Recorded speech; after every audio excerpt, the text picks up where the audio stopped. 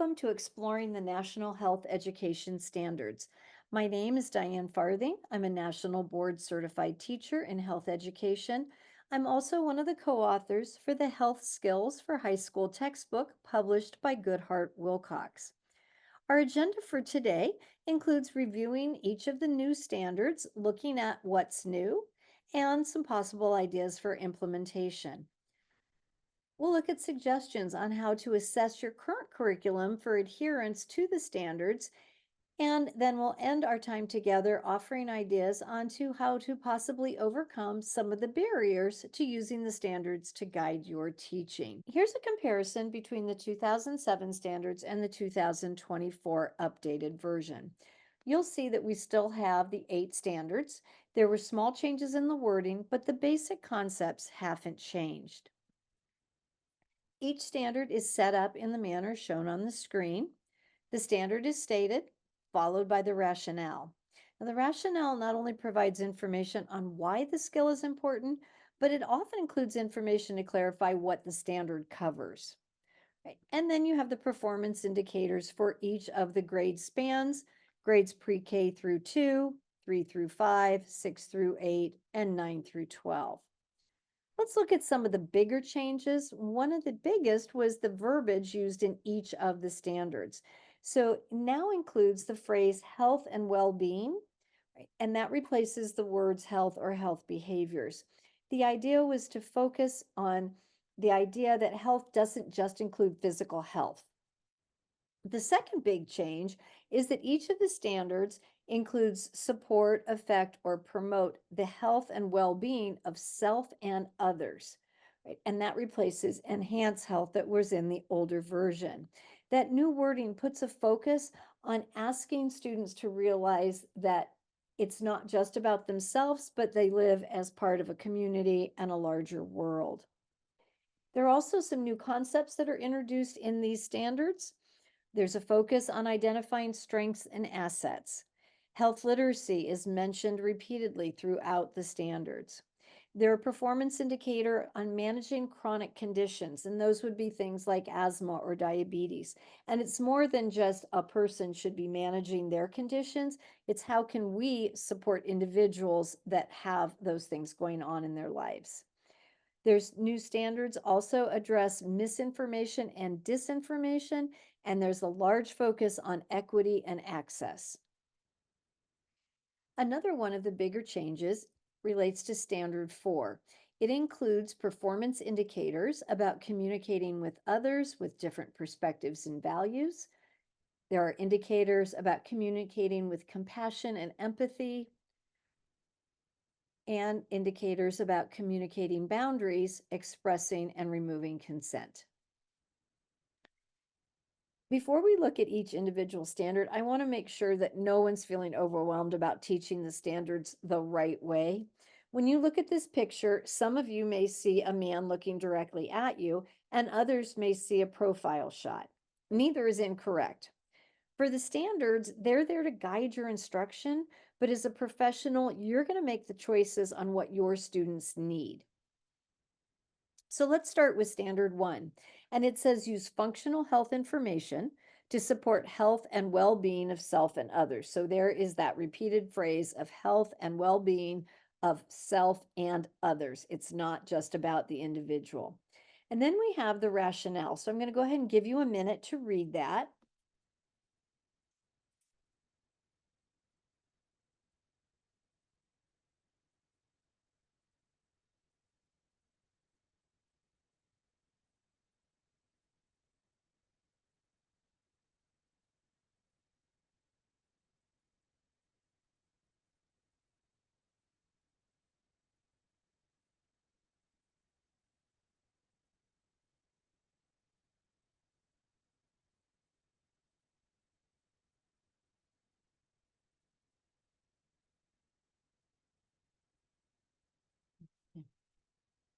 That's a lot of information. So let's look at some key points.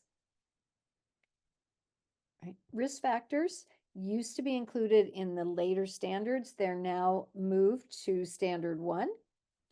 The students are also asked to look at the protective factors. That's their strengths and assets. The rationale describes some of the main concepts in the standard, and then it points out that the purpose of this functional information is so that it can be applied to the other 7 skill standards. Right. Standard 1 is the know. What is the information the students need to know so that they can do something later on? So, what's functional? So, functional is really what they need to know in order to practice health behaviors. Nice to know is what's of interest, but it's really not essential. Those are those things that they can easily Google, things that they don't really need to memorize, that they could just look up. So, let me give you an example of what that might look like. If I've got younger students and I want to talk about germs, functional knowledge for younger students is really pretty simple, right? Germs make people sick, germs spread between people. And then what I want them to do with that information is that proper hand washing is essential to prevent the spread of disease. Now, it would be nice to know if they know that germs are called pathogens and that there's 3 main types: bacteria, virus, fungi, but they don't really need that information in order to properly wash their hands. A second example, I used to have the students do this amazing foldable. They were quite crazed for a while, and it was on the different types of drug categories. So they listed all of the different types of categories, and then on each page, I asked the students to come up with their slang names, how the drug was taken, the short and long-term effects, and whether you got addicted to it. Right? Some of the students were pretty creative. This one was on inhalants. But when I think about the things I ask the students to identify, the category, slang names, how taken, none of that really helped them be able to practice any of the other 7 health skills. And it was 4 days of class time. I could have used that time to help them work on developing the skills that would be more applicable outside of the classroom. This information, there was no point really in having me ask them to memorize them for a test because they could do a Google search and find it quickly. Right. So, if we think about nutrients, what's functional? Do they really need to know how many grams of carbohydrates or fats or proteins they need a day? Again, they can look that up. What I do want students to know is that in order to get all the nutrients they need to eat a variety of foods each day, and that less processed foods are generally more nutrient dense. If they have that much information, then we can spend time looking at maybe influences on their food choices. Is cost something that influences? Is convenience? Then we can also look at barriers and supports, what's available in their homes and in their community so that they can get a variety of foods. Now, remember, each standard comes with performance indicators. Ideally, your students should be able to do each of these. Again, they're fairly vague, and this was done intentionally so that you can adapt your curriculum to meet the needs of your student and your community. If we look at the verbs apply, analyze, evaluate, examine, those are pretty high level, complex types of thinking. Now, students in the lower grades are asked to do things like identify, describe, and explain. But if you are going to assess your students, it's going to be really difficult to have them examine, evaluate, or analyze something using a true, false, or multiple choice test. So assessment's going to look different. So it's important to know your students and what instruction they've had in the past. Ideally, the students would address this performance indicator 1.2.2 in grades pre-K through 2, identify the dimensions of wellness. Then in grades 3 through 5, they would address this indicator and they should be able to describe behaviors to promote each dimension of wellness.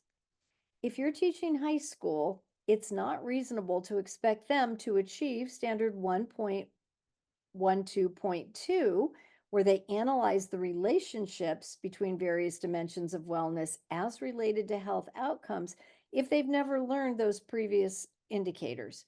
So you may need to look at what's been taught in the past and work on those. You'll need to meet your students where they are. So that was standard 1. Let's look at standard 2. The old standard said analyze the influence, and then it listed specific influences: family, peers, culture, media, technology, and other factors. The new standard Analyze influences that affect health and well-being of self and others. Again, we have the rationale, so I'm going to go ahead and give you a minute to read that.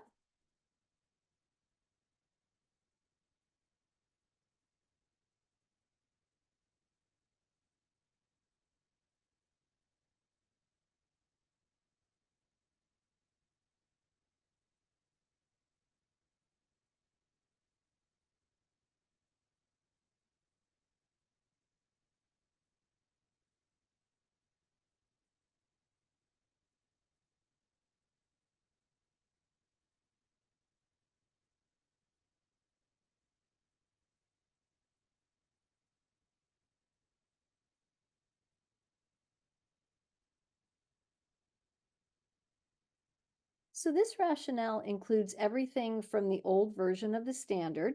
Here it mentions internal and external factors, and it provides a list of possible influence. This is such as personal values and beliefs, perceived in social norms, family, peers, schools, community, culture, etc. They do state in this rationale that the list is not limited to those factors. The rationale talks about the complexity of influences and how social determinants can affect health. Social determinants could be things like education, socioeconomic status, or access to transportation. Again, the rationale states how this skill can help strengthen the use of other health skills. The performance indicators for this standard have the younger students using skills from the lower levels of thinking, such as identify. Grade 3, 5, they have them explaining. And again, by middle school, we're analyzing and evaluating. So a tip to think of, this is the performance indicators for grades 6 through 8, as you may need to determine which indicators are most important for your students. And you might have to limit the number of indicators that you're trying to achieve depending on how much time do you have with your students. Tip number 2 is to limit the breadth of the indicators. If we look at 2.8.2, it's going to be nearly impossible for one activity to have the students analyzing the individual and the interpersonal and the community, the societal, the environmental factors that influence all three of these things: health behaviors, health outcomes, and health equity. So it might be helpful to choose what parts of an indicator are most relevant to your students and then design activities that will address those factors. Let's go on to standard 3. Access valid and reliable resources to support health and well-being of self and others. The rationale includes the benefits of accessing valid and reliable sources such as health information, products, services, and other resources. And other resources might include trusted adults, other individuals, health professionals. Now, new to this standard is this idea of managing misinformation and disinformation, as well as the role of media and technology in accessing resources. Standard 4 is on interpersonal communication. Use interpersonal communication skills to support health and well-being of self and others. The changes for the new standards include a large increase in the number of performance indicators. This happened because each type of communication is now listed as a separate indicator. So there's an indicator for refusal skills, asking for assistance, preventing and managing conflict, using negotiation skills, to name a few. Also, now included are indicators about communicating with others that have different perspectives and values, as well as indicators about communicating with empathy and compassion, and giving and removing consent. With any of the 7 health skills, it's important to have criteria for what the skill looks like when it's achieved. So for communication, there are common criteria found in all types of communication, such as using an appropriate tone, maintaining eye contact, using confident body language. But then there's also specific criteria that apply to the type of communication going on. For example, refusal skills wouldn't be used when practicing active listening.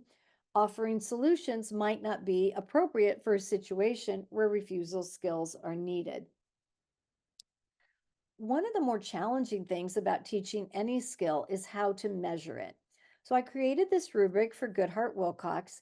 It has a variety of different criteria that you can choose from depending on what kind of communication you want to measure. The students are assessed with a 3, 2, 1, or 0, depending on whether they showed that criteria during the role play. A 3 is always, a 2 is sometimes, 1 is rarely, and a 0 is never. Then they can use those numbers to determine overall, are they exceeding, proficient, developing, or beginning in that skill? And there's a place for feedback. So for measuring the basics, I would pull lines 1 through 8 from the rubric and have the students practice, practice, practice. They can get feedback using this scoring method, and ideally, they're going to get feedback from me as a teacher. They're going to get it from peers, and in an ideal world, they can self-assess and look at their own strengths and areas of growth. Let's keep moving. We're going to look at standard 5. Use a decision-making process to support health and well-being of self and others. Now, these are the performance indicators for grades 6 through 8, and they really outline a decision-making process. They don't name a specific model, such as the DECIDE model. When we looked at standard 2 on influences, I'd mentioned that some of the indicators were fairly complex and that it would be difficult to achieve proficiency on all of them. For standard 5, it might be possible to assess for all of those indicators at one time, right? Or at least most of them. Right. So this is an example of a template that students can use every time they're practicing decision making. It uses the DECIDE model. I would rarely have the students do the whole thing. I can pick an area or an areas to focus on. Like maybe I just want them to define the problem, or I want them to do step 2, which is explore alternatives and options. Right? I could provide them with step 1 and 2, and then we can focus about looking at consequences. I can provide the first 5 steps, and then as a class or in small groups or individually, we can focus on step 6, where the students look at barriers, supports, and evaluating decisions. So the model we just saw would allow for most of the indicators to be assessed with one activity, except for these two, 5.8.4 and 5.8.5. It would be difficult for students to identify the consequences of each option and the supports and barriers that affect decision making at all of those levels: individual, interpersonal, community, societal, and environmental. So you might want to choose just 1 or 2 levels that you want the students to address instead of looking at all of them. Standard 6 use a goal setting process to support health and well-being of others. These are the performance indicators for grades 9 through 12. This standard is probably the one that was changed the least with the new version. There's no specific model for goal setting and suggested. That is up to the instructor. Included in the indicators are using the goal setting process individually, with support, or as part of a collaborative group. The rationale does point out that goal setting can affect the health and well-being of not just the individual, but also the community, society, and environment. The performance indicators include this first one, where students are assessing their personal health. We sometimes ask students to set goals without them really knowing what areas they might want to work on. So if you're asking students to complete a self-inventory of some kind, they might be able to recognize those areas to focus on. The rest of the indicators have to do with once a student sets a goal. They'll develop the goal, implement a plan to reach it, looking at both supports and barriers. They'll monitor progress, and they'll evaluate the outcomes. Now, it's often challenging for students to create and manage long-term goals, so you could have them practice all of these steps with short-term goals, such as getting enough sleep for 2 nights or exercising 30 minutes each day. So standard 7, demonstrate practices and behaviors to support health and well-being of self and others. The key word there is demonstrate. So students need to show you the practices or behaviors. Sometimes that's difficult because often those practices and behaviors occur outside of our classroom. On the right are the high school performance indicators. Some of the indicators, the changes, I'm sorry, are a focus on behaviors to support health. The old standards included those behaviors, but they also included indicators on risk behaviors, and those have been moved to standard 1. Included now is language on what supports and barriers might affect whether a person participates in a health behavior. Right? And then again, this standard is sometimes more challenging because they're asked to demonstrate in front of you those behaviors. If the students are demonstrating a behavior, it might overlap with another one of the skill standards. For example, if you're having students practicing refusal skills, doing a role play, they're working on standard 4, but they're also demonstrating to you healthy practices. If you have the students practicing how to contact a health professional, that's standard 3, accessing information, but they're also, again, practicing a health behavior in front of you. Right. Besides the student demonstrating communication skills or how to access a health professional, other examples of behaviors that can demonstrate in the classroom might include showing you CPR. Right? They could show label reading for nutrition labels. They can practice stress management techniques. They could show you how to apply sunscreen or wash their hands. This comparison chart is for standard 8. And so on the left is the 2007 version, on the right, 2024. Then below that is the rationale, right, for grades 9 through 12. Go ahead and take a minute just reading through the old and the new version.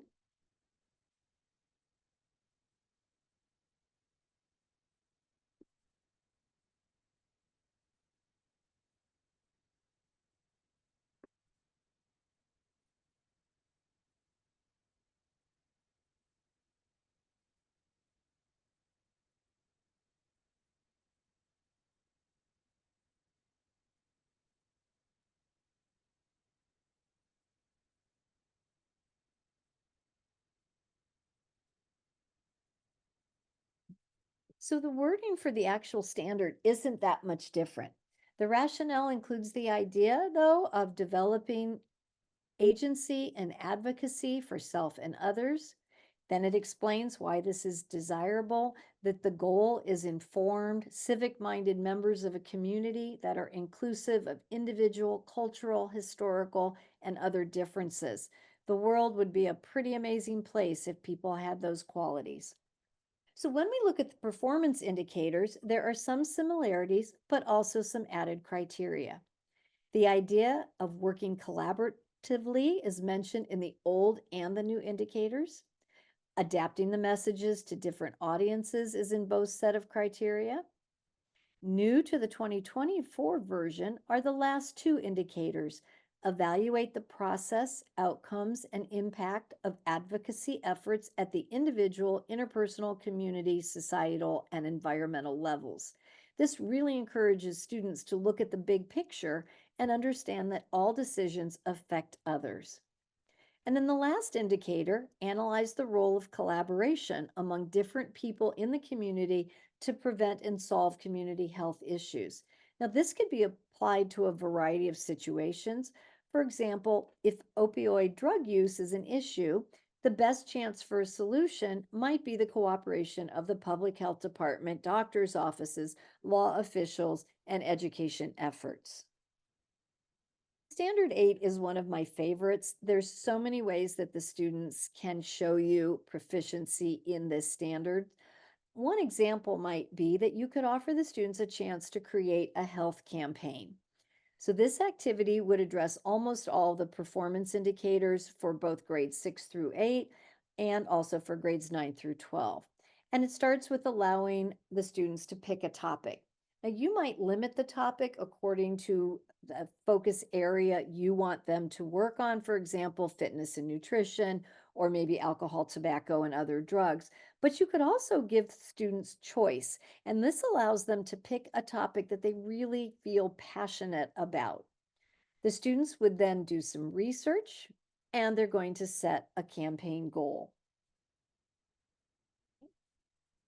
Students can then choose how do they want to raise awareness about their campaign. They're going to choose a product. And a choice board offers options, but the students can also come up with their own ideas. They would then launch their campaign and lastly reflect on how effective it was or wasn't.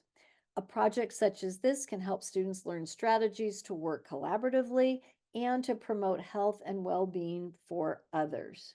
Let's look at some self-reflection. So what's currently guiding your curriculum choices? Are you using the National Health Education Standards? Do you have state standards to follow? And if you do, were they based on the old National Health Education Standards? Are they considering revising? Are you using a combination of the two? Does your school district determine what you teach, what order you teach it in, and how you teach it? Is it a site decision, or do you get to decide what's best for your students? We're often so busy just trying to get through the day that we often don't take time to really think about what we're covering and why we've made those choices. So, I'd like you to think about how much time is spent on skill development versus providing content. I put these standard posters on my wall and then I'd move the focus arrow depending on what we were working on in class each day. And it really forced me to be aware of how much time the arrow was pointing up to standard one. Right. So if you log the time spent teaching standard one, remember that's what the students should know. And then the time spent on standards 2 through 8, what the students should be able to do, what would your percentages look like? And is that something that maybe you'd like to change? So, what I'd like to suggest is taking the time to check yourself. So, I made this chart. I have the major units that I taught across the top. And then down the left hand side, I have the 8 standards. I knew that I was covering most of the standard one, that functional health information. There were some things I left out because there just wasn't time, but I thought I was doing pretty well. But I wanted to see what I was really doing for skill development. So I went through my curriculum and filled it in. And what I found out was that I wasn't doing much. These were the examples of where the focus of the lesson was on skill development. And looking at analyzing influences, in my 18-week course, I only really focused on analyzing influences 3 times. When it came to accessing valid information, there were 2 times. Right. And then practicing interpersonal communication skills 4 times in the whole semester. The rest of the standards weren't much better. So I decided that what I'd like to do is just add a little bit at a time. And that since my students can look up almost every fact they want or need, that I needed to let that go. And it was my job to make sure that they practiced their skills. So this is my last evaluation. I was doing much better. It wasn't fantastic, but it was definitely better. Standard 4 interpersonal communication skill is it's still challenging for me. There's so many different kinds of communication. Can you negotiate? Can you use refusal skills? Can you be a good listener? There just isn't enough time in my semester. I think it's important to remember that besides the more formal lessons focusing on skill development, we can add more opportunities to our instruction in some pretty simple ways. One example is to use a theme for the day for your warm-ups or bell ringers. This will ensure that you're doing at least one small thing for reinforcing skills every day. An example might be that on Mondays, it's Media Mondays. You can use a YouTube clip, a picture of an advertisement, or a song to reinforce a skill, some form of media. An example might be that during your lessons on healthy relationships, you pass out the lyrics to a song, let the students listen to it, and then ask the students to analyze how music can influence a person's choices. This could be used for any standard, but in my example, it's going to look at standard 2. On Tuesdays, Talk About It Tuesdays, I could provide a scenario and ask the students to think about what refusal skills might be best for that situation or how they might deal with an angry friend. So, focusing on standard 4 communication. On Wednesdays and Thursdays, we had block day. So, we had buyer beware block days. This was their chance to practice standard 3, accessing valid information. I could show an advertisement, have them read a short article, and then they would determine if the source was valid and or reliable. Fridays were For Me Fridays. So the students were asked to share something that they learned during the week that they could apply to their lives, reinforcing Standard 7, demonstrating health practices and behaviors. Another way to add more skill practice is to deliberately add questions into your presentations and activities that reinforce the skills. So if you're talking about alcohol and you want to address standard 2, you might ask what might influence someone to refuse or use drugs. Or you could ask to discuss with the students, is it more acceptable for some people to accept treatment for addiction than for others? If you wanted to address standard 3, when you're sharing statistics of any kind, you can tell the students, where did you get the statistics? And ask, do you feel that this is a credible source? Right? If it's standard 4, you can ask the students what they could say to a friend that's pushing them to use alcohol. As we end our time together, I'd like to take these last few minutes to look at some common barriers to implementing the skill standards. Some of the things that teachers might say is that there's just no time. They'll comment that they have too much content to cover. So, what I would invite you to do is really look at what's most important for students to know. What's that functional knowledge? That will free up time for you to offer opportunities for students to practice those skills. If another barrier is that you're not sure on how to measure the proficiency of the skills, I'd recommend that you look for rubrics and examples of skill criteria. If you have the opportunity to do any curriculum review, I'd recommend that you look for a program that provides assessment and materials for the skills. Another idea is that you can teach your students to peer and self-assess. You can't do it all on your own with so many students. You won't be able to provide a lot of feedback, but if they can peer assess and self-assess, your students will have many, many more opportunities to practice. If another barrier for you is that it seems too overwhelming, remember to start small. Take one activity and look for ways that you can add reflection questions. Remember that you don't have to spend an entire period practicing a skill. What you also might consider is to take a unit and determine what one or two skills are the most important. And those are going to be the ones that you formally assess during the unit. For example, in your unit on alcohol, tobacco, and other drugs, you might determine that refusal skills and decision-making skills are the two that you really are most important for your students. For your unit on nutrition, maybe the skills that you focus on might be analyzing influences and goal setting. Another thing you can do to help so that it's not overwhelming is have your students help. If you ask them to come up with scenarios where maybe they were feeling pressured or they knew that their friends were pressured, they can certainly find songs or video clips that show examples of healthy relationships or different communication styles. Involving them in choosing the content helps make sure that what you're presenting is relevant and it helps them stay engaged. So I'd like to end our time together by pointing out the amazing resources offered by Shape America. So this is their main page, and you can use the drop-down menu under Standards and Guidelines to click on Health Education. That click will take you to this page. Then you can click on either of the green boxes for 2024 standards or for teachers and administrators, and you'll be able to see the new standards, the rationales, and the performance indicators. Thank you so much for joining me today. I'm Diane Farthing from Goodheart-Willcox Publishers. Have a great day.